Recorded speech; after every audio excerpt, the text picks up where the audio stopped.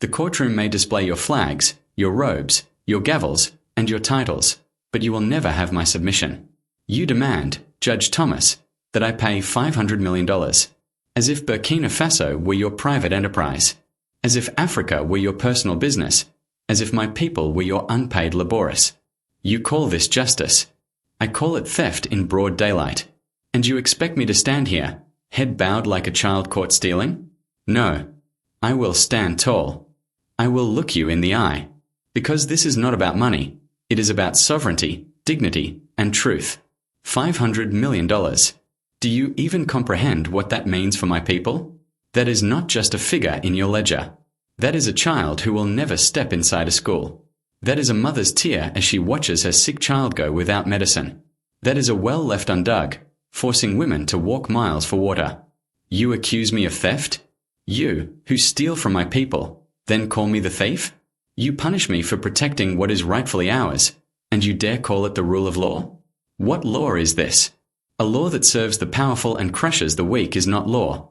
It is tyranny in a suit. Yes, I violated contracts signed in shadows by cowardly leaders who traded our future for a handshake and a photo. Contracts that handed 90% of our gold to foreign corporations, leaving my people with scraps. If defending my nation's wealth makes me guilty, then I will wear that guilt with pride for life. Do you believe this fine will break me? That I will surrender our mines, our fields, our rivers, our skies? My people have endured poverty before.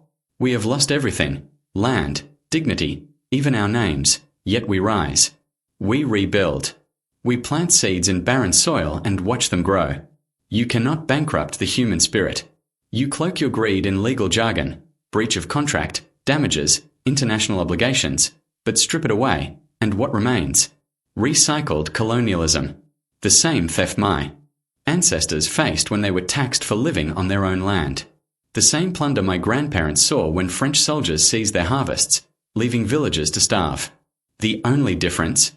The soldiers are now lawyers. The rifles, court orders.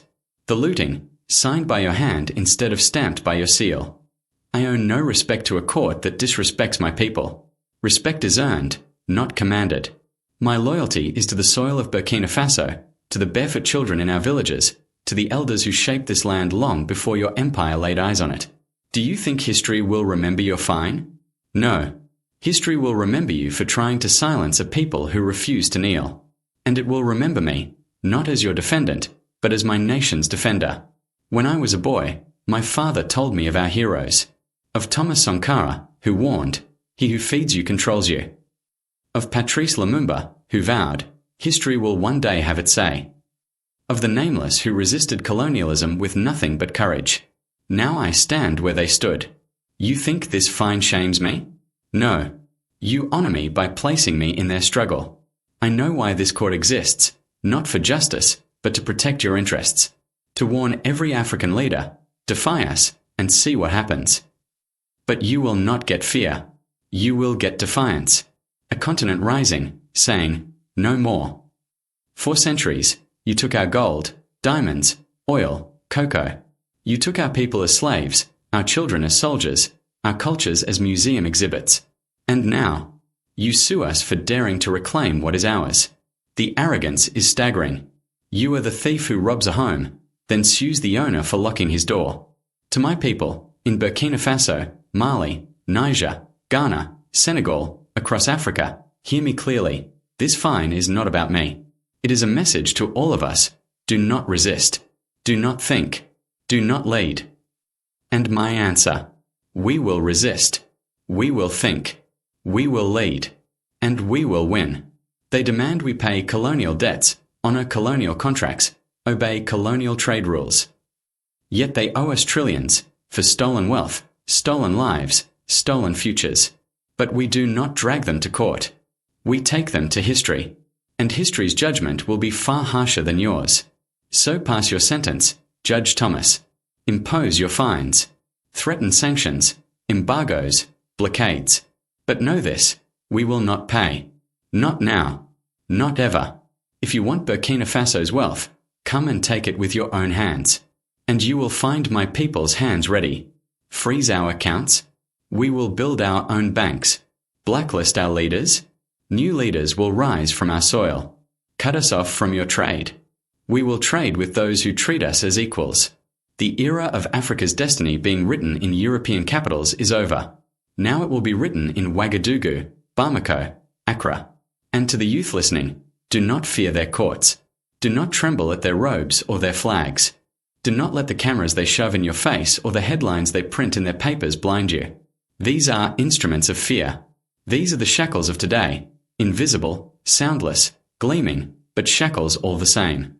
They will label you radical. They will brand you extremist. They will name you dangerous. Good. Let those words be your armor. Wear them like a medal upon your chest. Because to them, radical means one who refuses to kneel. Extremist means one who cannot be purchased. Dangerous means one they cannot command. And if that is who you are, then never beg forgiveness for it. They will claim independence is a fantasy. They will stare into your eyes and declare, Africa cannot stand without our aid, without our loans, without our permission. And they will say it with the certainty of a jailer convincing a prisoner that life beyond the bars does not exist.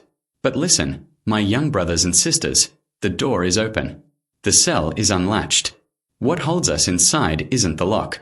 It's the lie they've rooted in our minds. Understand this. Their aid is no gift. Aid is merely a leash. And a leash serves one purpose, to keep you where the master demands. They give with one hand and steal with the other. They hand us grain but take our gold. They offer medicine but seize our oil. They fund development projects that hire their own firms, their own engineers, their own laborists while our youth idle jobless in the streets. And then they demand our gratitude. But I tell you, Africa's youth, you were not made for a leash. You were made to be free. Your fate is not to forever develop while others remain developed. Your fate is not to be the quarry for another's empire. Your fate is not to flee your homeland because it has been stripped of hope. Your fate is here, in this soil, under this sun, beneath these skies. You ask me, but Traoré, how do we break free? First, we break free in the mind. Before we raise our roads, our factories, our armies, we must remake our thoughts. We must erase the lies fed to us since birth. We must unlearn that the white man's nod defines progress. We must unlearn that English or French is the sole tongue of success. We must unlearn that our culture is primitive, our history meaningless, our traditions barriers. Because here is the truth their schools will never teach. Africa is not poor. Africa has never been poor.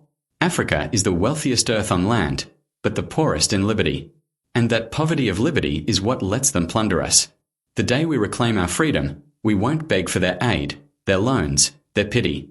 We will stand on our own feet, and the world will face us as equals. Do not fear their power. They have armies, we have people. They have banks, we have land. They have media, we have truth. They have courts, we have history. And history is the final judge. Every empire before them believed it would endure forever. The Romans, the British, the French. And where are they now? Their empires are dust. Their power, a lesson in textbooks. Why? Because no empire outlives the will of a people resolved to be free. Some of you think, but true, we are young. We have no guns, no gold, no sway. Hear me, you have something greater. You have time. You have numbers. You have fire in your veins. If Africa's youth rise today and vow never to be silent again, no court can cage that choice. But be ready. They will try to purchase you. They will dangle scholarships, contracts, titles. They will trade comfort for your silence. They will grin as they fasten the collar around your throat and call it gold. Refuse it. Not because comfort is evil, but because comfort bought with silence is bondage. Refuse it not out of hatred, but out of love for your people. Refuse it because no treasure outweighs dignity. And when they threaten you, when they gesture at men like me and sneer, see, we broke him. We'll break you too. Smile. Their threats betray their fear, and fear is the first step of their downfall. Africa's youth, I do not bid you wait for saviors. Leaders are only as mighty as the people behind them. If you want strong leaders, be a strong people. Organize. Educate yourselves beyond their textbooks. Know your history. Speak your languages. Study your land, its rivers, its minerals, its seasons. until no outsider can claim to know it better than you. Link hands across borders. Speak to your kin in Ghana, your sisters in Kenya, your brothers in Haiti, your allies in Brazil. Remember, Africa is not just soil. Africa is a people, scattered by time but bound by destiny. And if you forget all else, remember this: you are not the future. You are the present. They whisper, one day, when you're older, you'll lead. No. Lead now. If you wait for the perfect moment, it will never arrive. The battle is here. The duty is here. The freedom we seek won't be gifted by those who grow fat on our chains. It will be taken, not with rage, but with courage, unity, and will no force can shatter. So let them name you radical. Let them scream dangerous. Let them spit whatever words they choose. When this century's tale is told, it won't recall every judge's decree, but it will remember the generation that said enough. It will remember the